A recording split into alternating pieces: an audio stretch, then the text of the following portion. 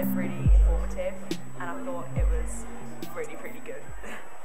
What did it make you think about? It made me think about how neuroscience can be good and bad, and it can have benefits, and but most of the time it's not as good, and it changed my understanding about it. Who was your favourite character and why? Emerson, because I thought that the way he changed because of the implant made me really think about how people can change because of neuroscience. What have you learnt from watching the play? I learnt how neuroscience can affect people, and how if you do something bad, if you try and stop it, it's not going to make it better for the person that did it. It's just going to make you feel more safe in a way. Like if someone killed someone and then you put like a brain receptors in them, then that means that they won't do it again, but they won't feel like they're free to make their own decisions anymore. How has your understanding of neuroscience changed? It's made me think about how I thought like the gaming thing was really cool. Then I thought that it won't be good because we'll feel like we're being controlled by people. So it has changed for the better. The fact that I know that it can affect people in a really bad way. Would you consider having a piece of technology linked to your brain? No, because I think that if it makes you clever, then it's not really going to make it. I'm going to feel like a robot, that everyone can control how you're feeling and what you're doing, and I think that it's not right to do that and to change people in that way. So, what did you think of the show? I thought it was really good. I thought it was quite captivating, and it made me think quite a bit. What did it make you think about? It made me think about neuroscience more in depth, and I thought about how it can be quite intrusive and how sometimes it can help people as well. Who was your favourite character and why? My favourite character was Hayley, because she was quite strong-willed and she wasn't afraid to put her view out there, and it was a good view. What have you learnt from watching the play?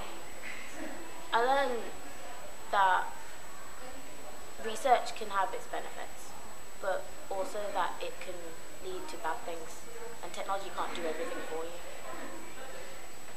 How has your understanding of neuroscience changed? It's changed because before I thought it was very intrusive and that I wouldn't want it at all, but now I think in some cases, if it was for medical reasons, that I would consider it. Would you consider having a piece of technology linked to your brain? If it was for medical reasons, maybe, but if not, I don't think so, because it is quite intrusive. So what did you think of the show? I thought it was really good. It was really interesting. It was different from a normal day at school. We learned a lot about neuroscience and all that, and it was just different.